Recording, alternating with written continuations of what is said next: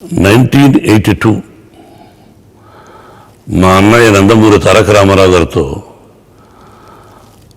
నా బ్యానర్ ప్రారంభమైంది. శ్రీ లక్ష్మీ ప్రసన్న పిక్చర్స్ మా అమ్మాయి పేరు మీద మద్రాసులో విజయ గార్డెన్స్లో ఉదయం 6:45 మా అన్నయ్య బుబ్బిలిపిడి గెటప్లో వచ్చి ఫస్ట్ కొబ్బరికాయ కొట్టారు. అప్పుడు ప్రతిజ్ఞ అనే సినిమా తీశాను. ఆ విధంగా ప్రారంభమైన సినిమా నా బ్యానరు 1995 వరకు ఎన్నో చిత్రాలు తీశాం.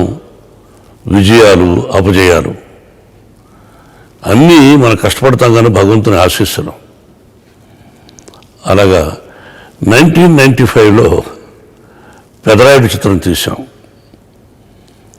అంటే అదే సంవత్సరం 1995లో జూన్లో 15th రిలీజ్ అయింది.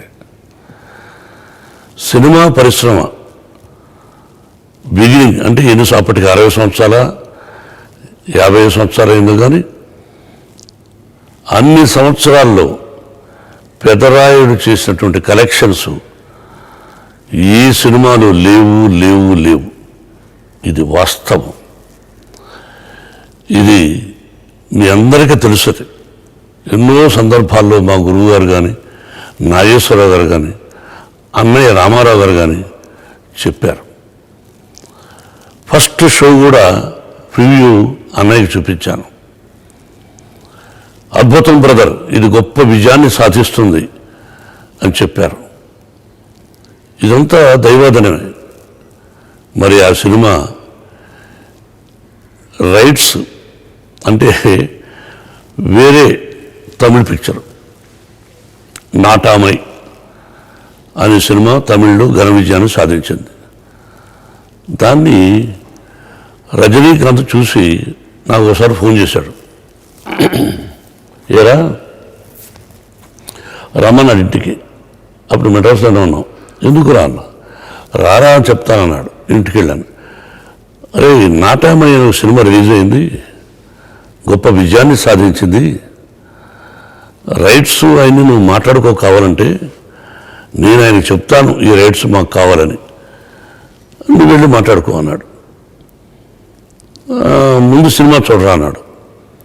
సినిమా చూశాను థియేటర్కి వెళ్ళి. అద్భుతంగా ఉంది. మళ్ళీ వాడి దగ్గరికి వచ్చాను. ఎరా బాగుందిరా, మరి ఏంటన్నా? నేను ఆల్రెడీ చెప్పాను రా, నువ్వు వెళ్ళి మాట్లాడు అన్నాడు. ఆర్బి చౌదరి గారు దాని నిర్మాత, ఆయన మార్వాడి అనుకుంటాను. ఐ డోంట్ నో, ఆయనకు తెలుగు తెలియదు. సార్ ఇలాగా చెప్పారండి, రజనీకాంత్ గారు చెప్పారు, ఇంకా ఆయన చెప్పిన తర్వాత ఏముంటుంది, రైట్స్ ఇస్తాను తీసుకోండి అన్నాడు. ఓ రేటు ఆయన ఒక రేటు చెప్పారు. ఏం సార్ ఏమైనా తగ్గిస్తారా? ఇంతకంటే మీరు కాబట్టి రజనీకాంత్ గారు చెప్పారు కాబట్టి ఇస్తున్నాను, లేకపోతే నేను ఇంకా ఎక్కువ చెప్పేవాడిని అన్నాడు. సరే ఆ డబ్బు ఇచ్చి కొనుక్కున్నాం. కొనుక్కున్న తర్వాత గమ్మత్తు విషయం ఏంటంటే రవిరాజ పెనిశెట్టి దర్శకుడు, వాడు నేను మంచి స్నేహితులం. మంచి దర్శకుడు రవిరాజ. వాడిని పిలిచి సినిమా చూడమన్నాను. థియేటర్కి వెళ్ళి సినిమా చూశాడు. అంతకుముందు రవిరాజ ఎం ధర్మరాజు ఎంఏ సినిమా తీశాడు అతను ఓన్ బ్యానర్లో. అలాగే నాకు ఒక సినిమా చేయాలి అతను, అందుకని ఏమయ్యా అని అడిగారు. వీళ్ళు చూశాడు. బాబు అంతా బాగానే ఉంది కానీ ఏదో డౌట్ ఉంది, నాకు ఒక 1 డే టైం ఇస్తావా అన్నాడు. ఇంటికి వాళ్ళ టైము. రజనీకాంత్ చూశాడు, నేను చూశాను, నువ్వు చూసావు, బాగుందంటున్నావు, మళ్ళీ డౌట్స్ ఉంటావు, డౌట్స్ ఏదో మార్చుకోవచ్చు కదా అన్నాను. అయినా 1 డే అడిగాడు. ఈలోగా నాకు కోపం వచ్చి డైరెక్టర్ బి గోపాల్ అసెంబ్లీలో తీశాడు నాకు 25 వరాల చిత్రం. గోపాలకు ఫోన్ చేశాను, వచ్చాడు. ఏ గోపాల్, ఇలా పలానా చిత్రం రైట్స్ కొన్నాను, నువ్వు చెయ్యాలి. రవిరాజా అడిగాను, వాడికి ఏదో డౌట్ చెప్పాడు, మరి నీ సంగతి ఏంటన్నాం. సినిమా చూడకుండానే అన్నా నాకు ఏదో ఒక సినిమా ఉంది, డేట్స్ కుదరమేమో తప్పించుకున్నాడు. సరే, ఎందుకు తప్పించుకున్నాడో నాకు తెలియదు. నేనేమైనా డబ్బులు తక్కువగా బేరం ఆడతానని అనుకున్నాడేమో, వెళ్ళిపోయాడు. నెక్స్ట్ డే మళ్ళీ రవిరాజ వచ్చాడు. బాబు నేను సినిమా చేస్తాను అన్నాడు. ఎస్, అయిపోయింది. నెక్స్ట్ దానిలో ఒక పాత్ర ఉంది, నాకు తండ్రి అంటే పెదరాయుడు తండ్రి. ఇక రజనీకాంత్ దగ్గర పోయాను. ఏరా పెదరాయుడు తండ్రి పాత్ర ఉంది, అది ఎట్లా అనుకుంటున్నాను, అన్ని సెటప్ అయినాయి, రవిరాజ డైరెక్టరు ఆలోచిస్తున్నారు అన్న. నువ్వు ఆలోచించిద్దేంట్రా, నేను చేస్తున్నా అన్నాడు. నువ్వేంట్రా అన్న. అవునరా, నేను నీకు చెప్పింది ఎందుకో తెలుసా, ఆ క్యారెక్టరు నేను చేయాలని. అద్భుతంగా ఉంటుంది. ఒరే అది గెస్ట్ వేషం రా, నాకు నువ్వు తండ్రి వేషం వేయడం ఏంట్రా అంటే, లేదరా నేను చేస్తానన్నాడు. వచ్చి రవిరాజకి చెప్పాను. ఆశ్చర్యపోయాడు. ఓకే బాబు, మీ ఇద్దరు స్నేహం మీద చేస్తానంటున్నాడు, సంతోషం, ఒకసారి కలుస్తా అన్నాడు. కలిశాడు, మాట్లాడుకున్నాం. ఓకే, ఒక్కసారి హైదరాబాద్కి వెళ్ళి ఓపెనింగ్ అనుకున్నాం. వెళ్ళాం. ఫ్లైట్లో నేను రవిరాజ ముందు కూర్చున్నాం. అంటే ఇప్పుడు బిజినెస్ క్లాస్ ఎకానమీ, నేను రవిరాజ కొంచెం ముందున్నాం, వెనకాల ఎక్కడో రజనీకాంత్ కూర్చున్నాడు. సరే, ఒక ప్రయాణం 15 నిమిషాలు ట్రావెల్ చేశాం. ఎయిర్ హోస్ట్ ఒక స్లిప్, ఒక కవర్ ఇచ్చింది. ఏంటని అడిగితే రజనీకాంత్ గారు ఇచ్చారు అన్న. సరే, కవర్ చూస్తే రజనీకాంత్ ఫోటో. వాడు ఈ సినిమాలో చేస్తానని చెప్పి వాడే ఇంట్రెస్ట్ తీసుకొని వాళ్ళ విగ్ మేకర్ని పిలిచి, వాళ్ళ మేకప్ మ్యాన్ పిలిచి, వాళ్ళ డ్రెస్ మేకర్ని పిలిచి గెటప్ వేసి తీసిన ఫోటో చూసి షాక్ అయ్యాను. What a sincerity fellow, hats up to him. అటువంటి స్నేహితుడు నాకున్న గొప్ప గర్వకారణం. పక్కనే రవిరాజు చూసి, బాబు అద్భుతం, నేను వెళ్ళి థ్యాంక్స్ చెప్పాను. సరే, వెళ్ళి థ్యాంక్స్ చెప్పాడు, నేను కూడా వెళ్ళాను. ఒరే అద్భుతంగా ఉందని అన్నాం. ఇక హైదరాబాద్ దిగిన తర్వాత ఆర్టిస్టులు ఎవరా అనుకొని భానుప్రియ, సౌందర్య, ఇక మిగతా ఆర్టిస్టులను కన్ఫర్మ్ చేశాం. Next opening. టైటిల్ ఏంట్రా అన్న. పెదరాయుడు పెట్టు అన్నాడు. ఒరే ఎందుకురా, ఈ టైప్లో అంతకుముందు ఇది ఒక సినిమా వచ్చి ఆడలేదు, మళ్ళీ పెదరాయుడు ఏంట్రా అన్న. నువ్వు పెట్టరా, నువ్వు నా మాట వినన్నాడు. పెదరాయుడు టైటిల్. ఓపెనింగ్. మా అన్నయ్య ముఖ్యమంత్రి అప్పుడు. సరే, అన్నయ్య దగ్గరికి పోయి, అన్నయ్య ఇలా అని చెప్పాను. ఆల్ రైట్ వస్తున్నా ఉన్నారు. అది కృష్ణ ఓబ్రాయ్, అంతకుముందు దానికి ఎదురుగా హాలిడే అని ఉన్నది.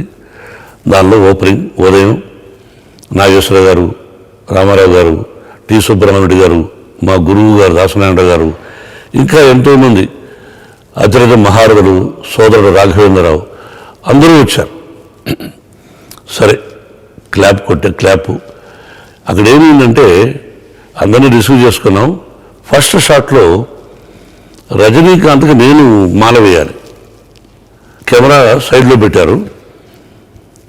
వాడు నేను ప్రొఫైల్లో ఉన్నాం. నేను వాడికి మాల వేయాలి అంటే తండ్రి కాబట్టి ఇద్దరం గెటప్లో ఉన్నాం. ఫ్లాష్ బ్యాక్ సీన్ అది.